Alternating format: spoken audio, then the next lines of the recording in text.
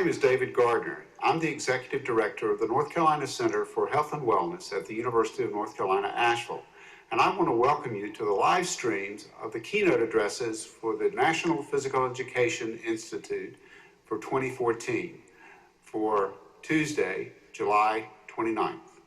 I hope you enjoy and will participate in all of the live stream broadcast.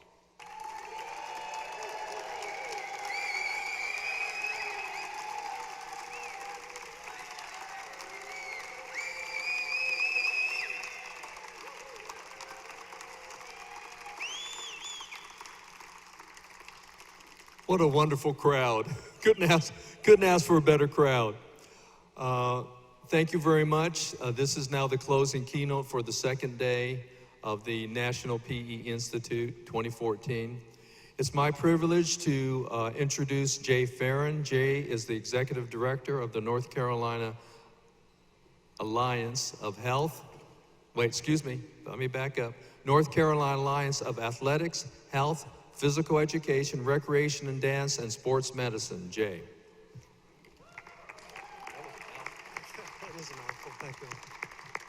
Thank you all very much, and it is a pleasure to be here and to welcome those of you that are not from North Carolina to North Carolina for this awesome institute.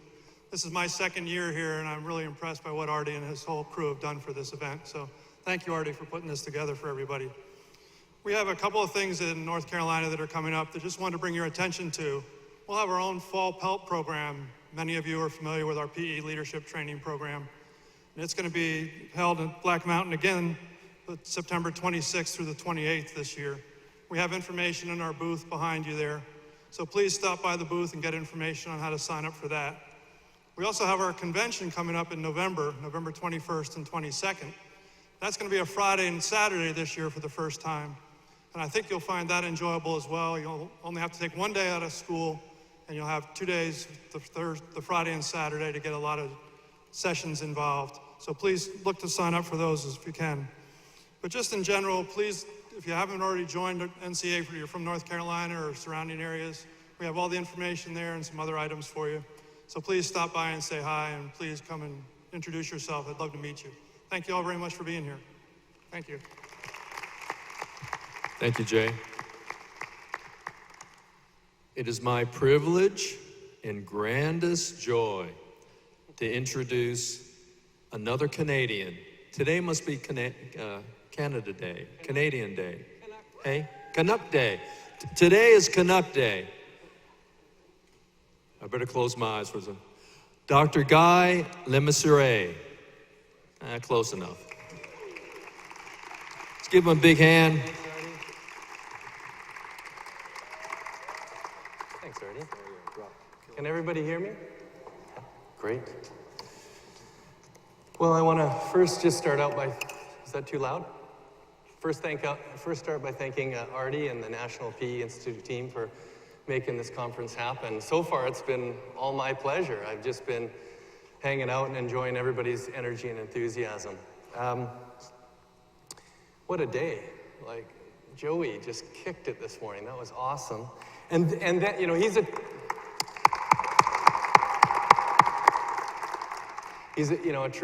true professional using technology for good, which I think is a really important thing. And he showed us that Twitter can allow us to have a professional conference going all the time.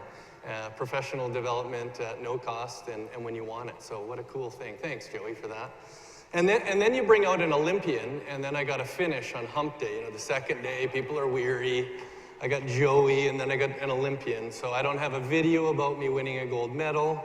But I do have something important to talk about.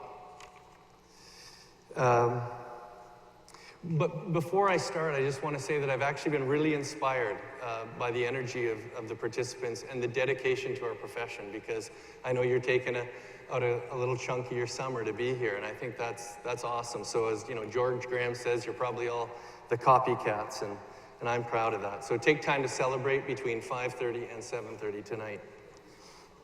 So before I begin, I actually want to recognize Dr. Chuck Corbin for his contributions to our field and to my professional development. I don't know if you know Chuck Corbin, but I'll tell you a little something. that since my doctoral work began 15 years ago, I've read numerous newspaper articles and seen a lot of TV news stories talking about the new PE. And what they're really talking about is a fitness education approach to physical education that was pioneered in the early 70s by Chuck. That's 40 years ago. And he's still working tirelessly to get people on board with a fitness education approach. And when I first started working with Chuck and was going to do an Arizona AAHPERD conference, I said, what should I wear for my presentation? He says, well, I always wear my going to meeting pants. And what a mistake today. People looked at me like I'm smoking a cigarette walking around with my pants today. But these are my going to meeting pants for Chuck. So Chuck, if you're out there in cyberspace watching, this presentation is for you. All right, so what about me? I was born in Minnesota. Lutefisk. My cousins are Jacobsons, so we're all there. But I grew up on Vancouver Island in British Columbia. And yeah, all right, some more of that. And in elementary school, I loved PE. I played all the sports. I played soccer. I played soccer in the rain at recess and lunch. And sometimes, by the end of the school day, my clothes dried out. I played youth soccer. I played street hockey, and I even played golf in the park near my house, you know. Not like George Graham is playing at Pinehurst. It was par 3 to the merry-go-round, par 4 to the barbecue hut, and I replaced my divots. And in middle school, my love of PE and sports grew. I didn't grow very much, but there I am. I got the top athletic award there. I played on all the sports teams, and in grade 9, I even enrolled in a PE leadership elective with my favorite teacher, Bill Green. Outside of school, and especially in the summers, I played baseball, I was on the tennis court, or I was playing junior golf. In high school, I took the required PE courses, and then when it became an elective in 11th and 10th grades, I enrolled. PE teachers were some of my favorite teachers. There I am, number 9 there. I played on the varsity volleyball and basketball teams, and even played rugby when the basketball season ended, often sooner than I had hoped. I graduated from high school in 1989, and I received a volleyball scholarship from the University of Victoria. I think you're getting the picture. Like many of you, I was a jock. I played most sports in school.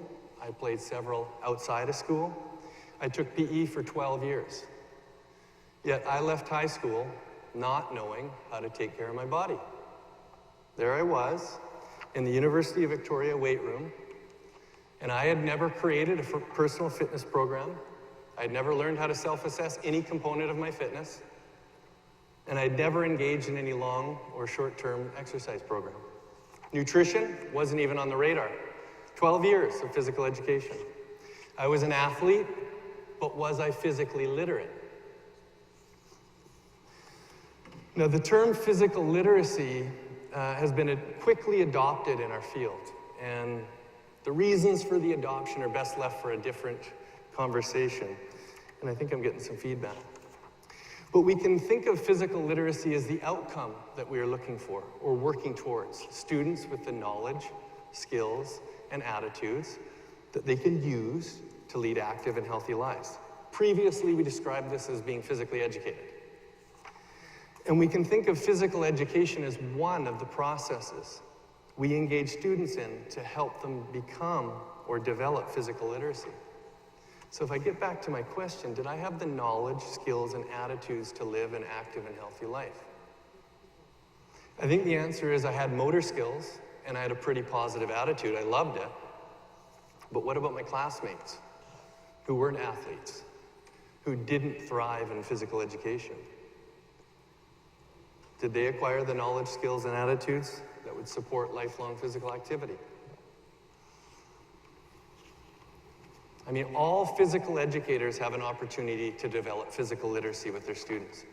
But secondary physical educators have a unique opportunity to develop or to work with adolescents who will soon have the freedom to choose their lifestyle. And they'll have the difficult task of remaining active and healthy in an environment that has created the most inactive, overweight, and medicated adult population in North American history. So, secondary physical educators, how will you choose to prepare students to deal with that environment? It's a pretty heady question. Clearly, the responsibility doesn't rest solely on physical educators, but health and physical educators are the only professionals with a specific mandate to focus on activity and healthy eating in schools.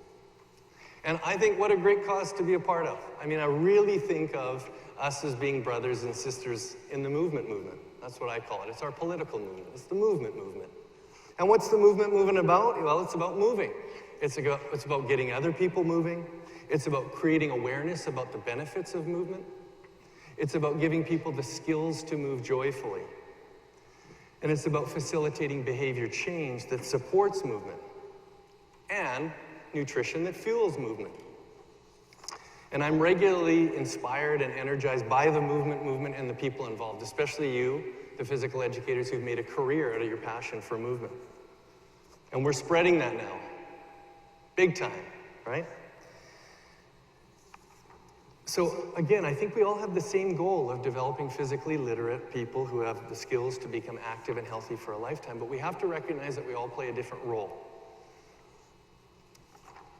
So I come back to that question, secondary physical educators, how will you develop physical literacy among adolescents who are about to become adults with the freedom to engage in a lifestyle that isn't controlled by teachers or parents, a lifestyle that will be impacted by an environment that doesn't support active and healthy living?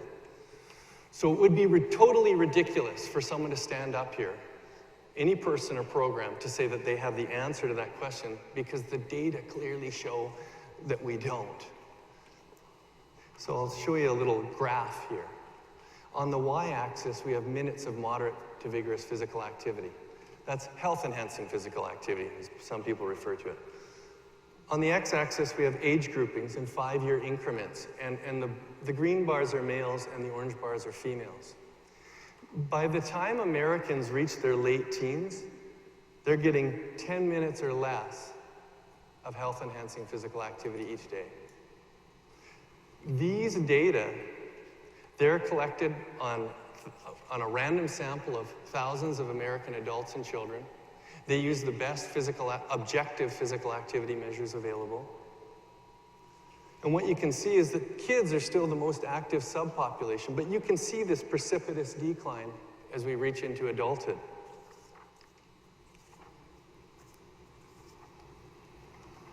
I don't need to share with you any of the obesity statistics because you know that story.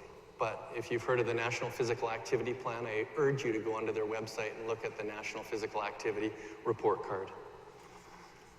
So it's not news that we're facing tough health problems, and we need physical educators that can do the important work of building relationships with students and engaging students in activities that develop their interest, their knowledge and skills to lead to active and healthy lifestyles. Unfortunately, when we consider the data on secondary PE programs, I think we're leaving some important material out, and we're missing an opportunity to educate. So if I think about my secondary physical education experience, which I loved, the programs continued or focus on traditional sports to the exclusion of specific knowledge and skills that help develop adolescents into physically literate adults. So that's quite a statement. They focus on motor skills to the exclusion of other skills to be physically active as adults. So I want to support that claim. So there's me in my office in on Vancouver Island in British Columbia in a town called Nanaimo. It's about 100,000 people. And so, I've talked with my colleagues, dozens in the United States, in Canada, in kinesiology and PE pedagogy programs, about incoming students' knowledge and skills related to fitness and health. The unanimous response from all of them is that incoming students have little knowledge of basic health and fitness concepts. For example, the factors that influence health and fitness, the components of health and skill-related fitness, basic training principles such as overload, specificity, and maintenance. And they also lack specific skills such as being able to self-assess their fitness, interpret fitness self-assessments, and plan personal fitness programs. Now, if I had to contrast this with incoming science students, these students have foundational knowledge in their field that their professors can build upon. It seems like in pedagogy programs and kinesiology programs, we're always starting from scratch with the students. And guess who our students are? They're the ones who took 12 years of physical education. They're active and athletic. So don't just take my word for it. If we look at the available scientific data that was collected, you can see the focus on traditional sports. So a man named Bruce Simons-Mortons and his colleagues analyzed physical education, looked at activities that are happening in secondary physical education. They analyzed the School Health Policies and Practices Study. It stands for SHIPS. And SHIPS gathers data from all over the United States on health and physical education programs. Data are gathered at the state, the district, the school, and the classroom levels. Simons-Mortons and his group focused on classroom activities delivered in secondary physical education. Take note, these data are self-reported by program chairs in physical education. Self-reported data. So in middle school, we teach basketball, volleyball, baseball, football, soccer, kickball, relays, jogging, dodgeball, and field events. Nothing wrong with that. In high school, we teach basketball, volleyball, baseball, football, soccer. We throw in some weight training, good, jogging, some calisthenics, lifetime sport, tennis, and some field and street hockey. But you can see we're doing a lot of the same stuff over and over. These data reveal that major focus on traditional sports. And my experience tells me that a lot of these activities are delivered using direct instruction and focus on basic sports skills. A secondary analysis of the more recent data from the 2000, 2006, and 2012 data are needed. And hopefully, they'll reveal a change in the curricular offerings or an evolution in the curricular offerings. But I don't see it from the incoming students. So if you're up for a master's thesis project, unfortunately I heard that in North Carolina you don't get any kind of incentive other than professional development for a master's thesis project, but an analysis of the 2000, 2006, and 2012 classroom level PE data are needed. We need that. So my physical education experience is clearly captured in this, and I gained some value out of my high school physical education. But it was missing some really critical ingredients that could have developed my physical literacy. And to illustrate this point, I want to use the Stairway to Lifetime Fitness model, which was created by Chuck Corbin way back in the 70s. And my PE experiences really existed at the level of dependence. And so did Shannon Miller's. I was doing PE exercises, I was getting fit. I was on the sports teams, I was doing all that. But I wasn't provided with specific knowledge and skills that would allow me to reach the top of the stairway. Acquiring specific skills at the level of decision making, such as fitness and activity self-assessments, I'll talk about that, program planning, logging activity, overcoming barriers. These are the types of skills that when paired with knowledge about health and fitness concepts enables a person to reach the top of the stairway, the level of independence with physical activity and healthy eating. A person at the top of the level is an informed consumer of health and fitness with the knowledge and skills and attitudes to live an active and healthy lifestyle. So luckily for me and you, we enrolled in a university pedagogy or kinesiology program, and we learned about some of these skills in our classes. Now, I just want to make it clear at this point, there is no question that our programs need to be developing motor skills. I don't disagree with that. Motor skills, and when we're doing this, we should maximize activity time. We should provide quality practice opportunities. Our lessons should have specific cues and focus on specific and congruent feedback. Absolutely. We should have well-planned lessons that do that. However, in order to develop adolescents into physically literate adults, some time needs to be dedicated to fitness education. And you know that. And the people that were in the flexible fitness options for high school physical, I know you know that. And we need to spread this word. And so what I want to talk about, first of all, though, is what fitness education isn't. I want to talk about what fitness education is, and I want to talk about how fitness education benefits students and our profession. So I visit school districts throughout the United States and a few in Canada, making presentations about fitness education. And as a professor of 2 pedagogy classes, with students, I go to schools, I observe classes, I talk with teachers. And based on these experiences, a couple major points need to be made about what fitness education isn't. It isn't fitness testing, and it isn't grading kids on fitness. That's not fitness education. And a lot of people, as I'm talking about self-assessment, on breaks, they'll come up and say, I do fitness testing, and they might go a step further and say, I fitness test at the beginning of the year or the semester, and then I fitness test at the end of the year, and so we grade on improvement, and so everybody has a chance to succeed. Okay, but I actually have 2 major issues with this. First of all, fitness testing without a focus on self-assessment is not fitness education. As a physical educator, I'm going to say this right now, I am less interested in a student's fitness score than a student's ability to self-assess their own fitness, which really amounts to the following. To be able to describe what components of fitness a test measures, or what component. To describe the importance of that component of fitness to their health, or to describe the importance of that component of fitness to their sport or activity that they really like to do.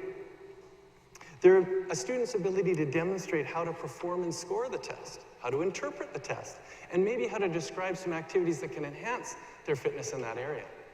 I'm more interested in that. Would I like them to be fit too? Yeah. But those skills will help them be fit when they get away from us. There are no guarantees that students are going to use any skills that we teach them away from us, but if they don't know, they won't use it. And fitness, grading students on fitness, on changes in fitness scores without an appropriate opportunity to develop that fitness is not educationally sound. As professionals, we know the dose of exercise required to produce a change in fitness. The well-established fit formula tell us what's needed. They tell us what we need to do. And if we don't provide students the opportunity to develop fitness using the fit formula on components of fitness that we're testing, then we're not doing them a service. And changes in fitness are more likely to do with maturation and heredity, which Dr. Pangrazi will talk about tomorrow. And it's just not fair to grade students on something they have no control over, heredity and maturation. So that's not fitness education.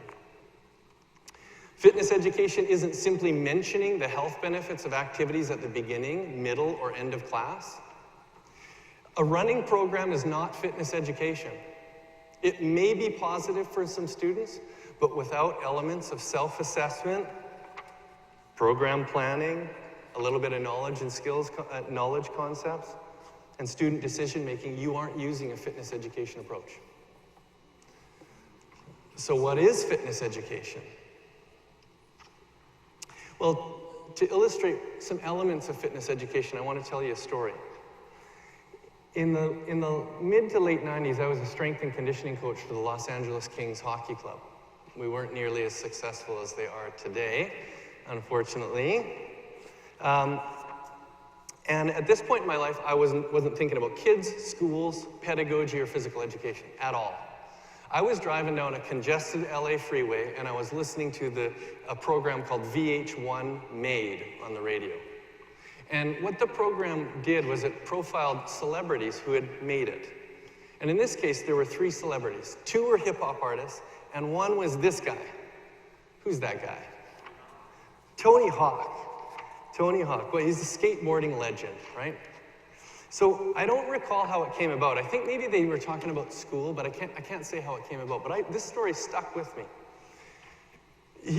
They got on to talking about his physical education, and he laughed about requesting an independent study so he could get out of high school PE requirement in California.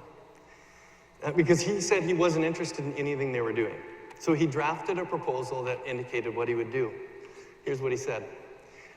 What I did for my independent study proposals, I said I was going to identify the different kind of fitness needed for skateboarding, and I was going to create or find some tests to measure that fitness.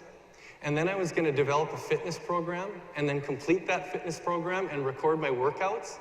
And then I was going to skateboard every day, obviously, and I was going to document how building my fitness helped my skateboarding.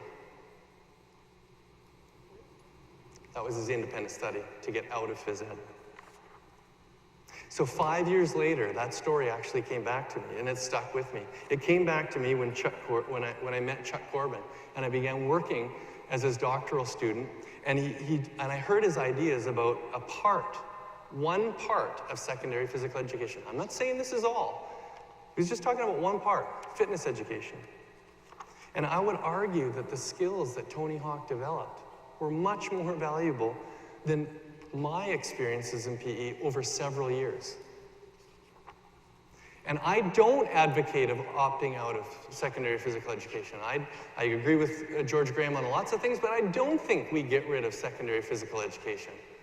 And I think there's some context to that, and I don't think that's what he means, but maybe as it is. I think we have the opportunity to give kids really important skills in secondary physical education. It's essential. They're ready for those higher order objectives and understandings. And I'll actually speak to closing some loopholes in high school physical education exemption later. But I do think my high school experiences lack some ingredients in fitness education that Tony Hawk got. So, in the Fitness for Life textbook, we talk about fitness education is focused on teaching fitness and activity concepts and learning self-management skills that can help you be active for a lifetime. And if you want, Shape America has an instructional framework for fitness education. And when we get these slides to you, you'll have the web link for them, or you can email me if you need a card or want to see these. But they've already got benchmarks for K-12 physical education about the outcomes, and they're really well written. And there are even some for higher ed, right? They were developed by experts at that time that were NASP, right? But now that's Shape. And they highlight some of the elements of fitness education. Here's what the fitness education framework says. Fitness education is a subcomponent of the total physical education program, not all, focusing on helping students acquire knowledge and higher order understanding of health-related fitness, as well as the habits of physical activity and other healthy lifestyles that lead to good health-related physical fitness, health, and wellness. The hallmarks of fitness education are there, and they are fitness and activity concepts. They're self-management skills that help people plan a personal fitness program. And Tony Hawk was able to demonstrate those in his independent study. But I don't think his experience was comprehensive because he wasn't guided by an expert like you. So I want to just share a selection of some important activity concepts that should be included in a sound fitness education program. So first of all, Tony learned about the components of health and skill-related fitness because he had to examine them with respect to skateboarding. But here's what he may not have learned about: the determinants of health and fitness. What factors affect health and fitness, and which ones do we have more and less control over? That's pretty important. How about the benefits of a healthy lifestyle? I had never even considered the benefits of a healthy lifestyle until I took a university course on active health. Stages of change in adopting healthy lifestyles. What a valuable piece of knowledge. Specifically, what stage of change are you at with respect to important lifestyle behaviors, and what strategies can you use to move yourself forward? Or not, right now. Some people don't want to change. All of you are probably fairly far along on your stages of change. How much physical activity is enough? When I was in high school, no one was using the term physical activity. So I didn't even know about that. But knowing the risks of having too little health-related fitness, or having too little physical activity, is pretty important. I think we're spreading the word about that. What about how much fitness is enough? Beyond comparing my fitness scores with classmates, I didn't know what the importance of good fitness was. And we had the Canada fitness standards, and you had to do all these tests, the flexed arm hang and all this stuff, and we just sort of, you got a medal or you didn't, and you compared your score to other people. I didn't learn anything, only that the flexed arm hang really isn't very much fun, right? But knowing the risks of having marginal health, as George Graham mentioned, is really important stuff. You know, I'd be interested to see what Tony Hawk's program looked like, because he developed it on his own. Did he actually apply the FIT formula principles properly to his training program? I didn't have this knowledge until I took an exercise prescription class in high school, in university. And if you don't know the FIT formula, you can't create a personal fitness program. I think training principles are actually pretty basic. And learning training principles could help many people make safer and more effective training programs. And I still see people who are exercising all the time in gyms that are violating training principles. And how about choosing nutritious foods? You know, Tony, here's one thing about skateboarders. I've never seen an overweight skateboarder. They're always thin as a rail, right? But, you know, if you don't have knowledge about nutrition, you can't choose nutritious foods. So these are fitness and activity concepts. And while fitness education does not focus on motor skills, it focuses on self-management skills. And this is another hallmark of fitness education. And all adults have to use self-management skills to remain physically active. And so I'll highlight a few that are important in a sound fitness education program. Self-assessment. I've spoken to this already, right? You have to be able to self-assess your health, your fitness, your lifestyle for making decisions about what you're going to do. I wasn't equipped with any self-assessment skills through my PE experiences. I mean, goal setting. This is a Common Core activity. If you're interested in that, you know, we should be talking and working on goal setting in terms of physical fitness and health. How about this one? Reducing risk factors. Can you self-assess your risk factors and know how to self-manage those risk factors? What you don't know can hurt you, clearly. And learning about risk factors and how to reduce them is a valuable self-management skill. And it gets kids talking with their parents about their health history. I think we've said enough about self-monitoring, but Tony Hawk included self-monitoring in his proposal, right? Self-monitoring your activity levels, your workouts. It's valuable. Even self-monitoring your eating habits, that's a valuable skill to practice. It's a skill. What's the number one reason why people cite that they don't engage in exercise? Time. Absolutely. So what about time management? Learning how to manage time is a life skill that needs to be applied to aspects of our lives that enhance our quality of life, such as physical activity and eating, not just working. Building confidence, right? I can't speak for Tony Hawk, but I didn't have any problems with self-confidence in physical education settings when I was young. Many of you probably didn't either, but there are a lot of kids who need to build self-confidence, and there are skills to do that, and it would serve a lot of kids and adults really well. Finding social support is a major determinant of youth and adult physical activity, and it's a skill that has to be practiced. You don't just know how to find social support, right? Joey's teaching us about that right now. It's a skill, isn't it? And it's a practice. It's a practice that you do.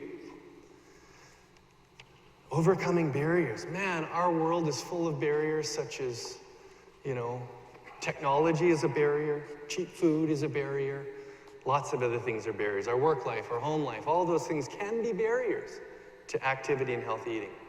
And we need skills to overcome them. So I'll just touch on some specific self-assessment skills because I think they're really important. Self-assessments are self-management skills, but here's a few that I think are really critical in a sound fitness education program. Assessing your health-related fitness. Knowing how to assess your health-related fitness is not something adults should have to pay for once they leave high school. We should all know how to assess our health-related fitness. If we're athletes, we might also want to know about assessing our skill-related fitness. And Tony Hawk learned about some of those. What about back health? Anybody ever assess their back health? You know that 90% of adults suffer some sort of back pain in their lives. So it's probably something that most people could benefit from. How about posture?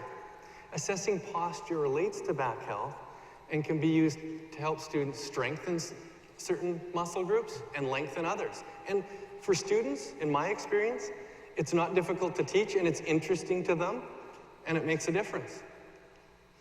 A personal fitness test battery. A personal fitness test battery. That means if I'm a rock climber, I pick out the components of fitness that are really important to me and create a personal fitness test to assess my fitness for rock climbing.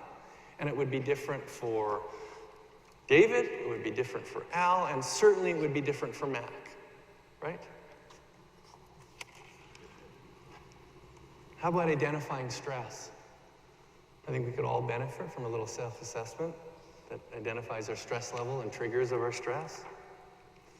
And energy balance. Boy, what a valuable activity, having people self-assess energy intake and energy expenditure. And if you know some of the scientific data, we way overestimate our physical activity, our energy expenditure, and totally underestimate our caloric intake. And so this is a real eye-opener and it's powerful for students. What about a self-assessment about just our overall lifestyle? And in particular, priority healthy lifestyles that can lead to health and wellness. So what I've done really is I've described the main focus of fitness education and discussed some of the fundamental knowledge and skills that need to be developed. But now I want to just touch on an important outcome. So a desired outcome of fitness education is for students to plan personal programs based on self-assessment and personal goals. So you can see that they have to have the knowledge to weave in there. They have to have those self-assessment skills. They got to have goal setting. I think this is an important outcome. And myself and my co-authors strongly believe that this outcome will prepare students to be active for a lifetime. And I think secondary physical educators are uniquely positioned for this. And you know, what George was talking about yesterday about physical literacy, in fact, in Canada, we call ourselves Physical and Health Education Canada. So it's PHE Canada. And one of my issues actually is that a lot of the writings around physical literacy specifically focus on motor skills. And it's written specifically about what motor skills we need to develop. But they talk about knowledge and stuff as this sort of ethereal stuff out here that doesn't have any specifics or details about it. And these are the specifics. Health-related fitness knowledge, self-assessment, self-management skills that include self-assessment. So, the knowledge and skills necessary to meet this outcome require some classroom time. That's sometimes the bad news. And here's what I would say is I think it would be inefficient to try to teach some health and fitness concepts and self-management skills in an activity setting because you wouldn't maximize activity. I think activities should try to maximize activity time without long distractions of teacher talking. Concurrent instruction is fine when they're given some specific, congruent feedback. But it's also important to dedicate some classroom time to developing knowledge and self-management skills that would be inefficiently delivered in an activity session. It wouldn't make sense to deliver some of this content while moving because it requires reflection, discussion, creation that can't be done while running around. And so many PE teachers get really worried about sacrificing or giving up activity time in PE. But myself and my co-authors think it's necessary and worth sacrificing some activity time to develop specific skills, knowledge, and attitudes that can be used later in life. And this perspective closely aligns with CDC's comprehensive school physical activity program, which states to provide coordination among the CSPAP components to maximize understanding, application, and practice of the knowledge and skills, not just motor skills, learned in physical education so that all students will be fully physically educated and well-equipped for a lifetime of activity. Quality physical education is the foundation of a CSPAP, And fitness education plays a critical role in equipping students for a lifetime of activity. And, fitness education can be delivered as its own course. And, I think George was onto something there. If you don't have a lot of time in secondary physical education, why not focus on health and fitness concepts and some self-management skills? And then have a component where they're going out in the community and engaging in activities that relate to them, and they can reflect on it, and there's lots of opportunities for them. And they can apply their skills and knowledge to something that they want and choose to do. But fitness education can be incorporated into any physical education unit. But because of the recent success of the US at the World Cup, I'll use soccer as an example. And success meaning they got through the qualifying round. But we could insert yoga, tennis, rock climbing, contemporary dance, swimming, it doesn't matter. But integrating fitness education into soccer, there's our latest hero, Howard. It might include student activities such as identifying the components of fitness that are important for soccer players. Maybe comparing them based on position. Having students develop a fitness test battery for a soccer player based on position, possibly. Having students lead and complete the fitness test battery and interpreting their own results. And having them create, complete, and develop a record of their workouts that develop different components of their fitness for soccer. There are others, but the opportunities are endless. And Joey's inspired us to go out and share what we could be doing. Share what it is. We have lots of opportunities in our Fitness for Life program, but create your own and tweet them out. How would you incorporate fitness education into a lacrosse unit, an ultimate frisbee unit, a walking unit? It could be anything. And if you've read the recent issues of AAHPERD, you probably won't be able to see this very well, but they have a two-part series titled Profiles of Change. And what it does is it focuses, the Profiles of Change focus on improvements in high school physical education. And the fact that 2 recent issues of AAHPERD have been dedicated to changing and evolving secondary physical education is kind of telling. And the stories that are written by these physical educators are both courageous and educational. And what's interesting is that in each one of those programs and those changes, they had students incorporate elements such as student decision-making. They had students making decisions, self-management skills, student decision-making, and developing personal programs. So I encourage you to read those. So I've talked about what fitness education isn't, what fitness education is, and now I want to talk a little bit about how it benefits students and the profession. And I first want to just start with the students, of course, because we're student-centered. Teaching students the knowledge and skills to develop their own personal activity or fitness program is a major benefit to students. Remember me, the jock? I didn't have any of those skills. So right there, that's a benefit. Another benefit is that students get to think about themselves, which they're really good at. I think we all are pretty good at thinking about ourselves, but it becomes personal. Fitness education is personal, and students get to apply their knowledge and skills to themselves. That means that it has a greater chance of being meaningful and relevant to the students. And you can't say that about a long snap in football or a spike in volleyball. But integrating fitness education into some of those units might even get students more engaged and interested. In my school district, School District 68, students, especially girls, are flocking to personal fitness classes because they get to focus on something that they're interested in, their bodies and their health. And in our Fitness for Life program that I co-author, Fitness for Life is based on what we call the health philosophy, and it reflects this personal focus. The health philosophy goes like this: health from regular physical activity is for everyone, now and for a lifetime, and meets personal needs and interests. If fitness education focuses on the needs of individual students, I think it benefits students. And both FitnessGram and physical best are part of a sound fitness education program, and they both use the HELP philosophy.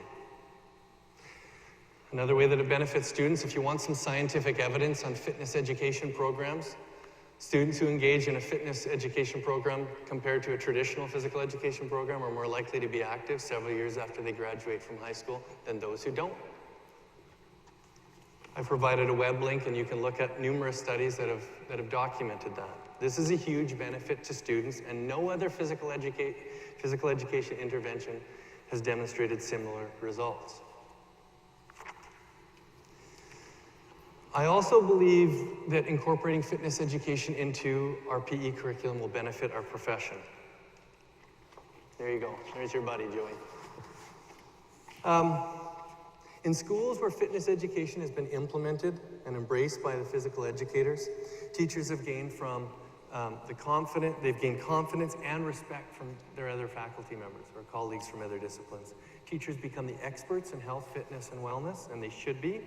PE teachers become, and other faculty members seek them out, and they become more supportive of PE programs. And we all went through an undergraduate program and have the knowledge and the skills beyond just sports and games to share this information. In addition to sports and games, we have valuable knowledge, interesting knowledge, and valuable skills to teach others. People are hungry for our knowledge. Did you know that kinesiology programs are still one of the fastest growing undergraduate programs in North America? People want this stuff. They want what we have. People are interested in our knowledge and what we do. And we can share that knowledge through fitness education. We can't always share that through playing basketball, volleyball, soccer, football, baseball. And we can be proud of that contribution. A source of pride can be the kind of teaching and learning that goes on in fitness education. And I'll say this. If we want to be considered a core subject, I'm sorry, we're going to have to give up on we're going to have to up our assessment game, and you all know that. And a source of pride should be the kind of evidence of student learning that's produced in our classes. So we have to go beyond the dressing out, participation, effort grading. We need to challenge students to develop evidence of student learning.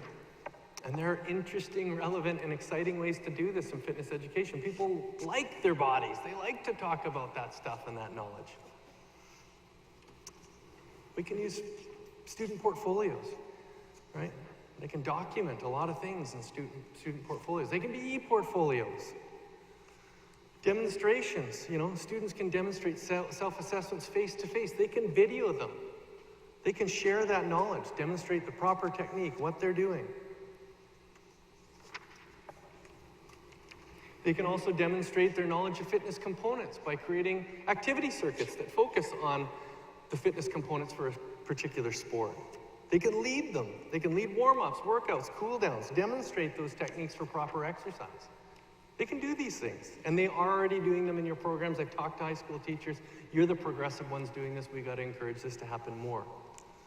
Student projects can also serve as evidence of student learning. Having students go out and map the free and fee-for-service community physical activity programs. That's one project. There are numerous more examples of those. How about having students just go out and participate in a unique community physical activity opportunity that they've never done before and write about that? Right?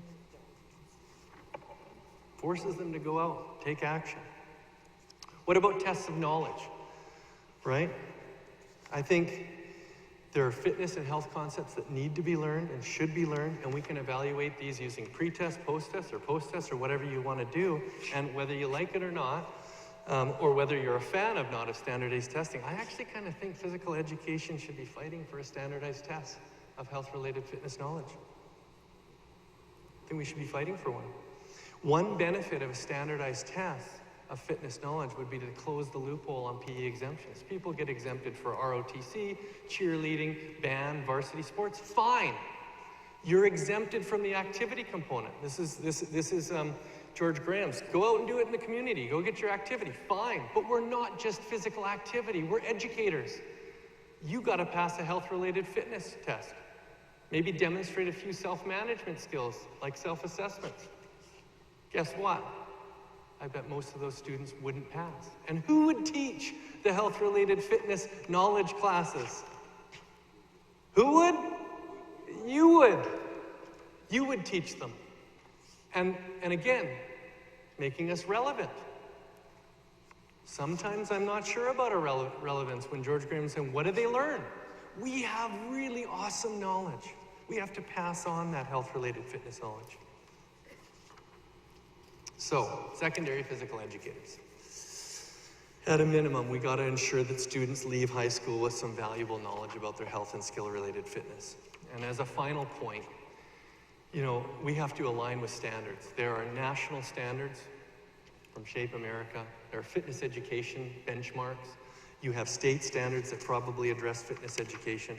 And this acknowledges that fitness education, standard 3, the physically literate individual demonstrates knowledge and skills to achieve and maintain a health-enhancing level of physical activity and fitness. And we can't be blinded to the fact that when we get out as adults, it's hard to be active.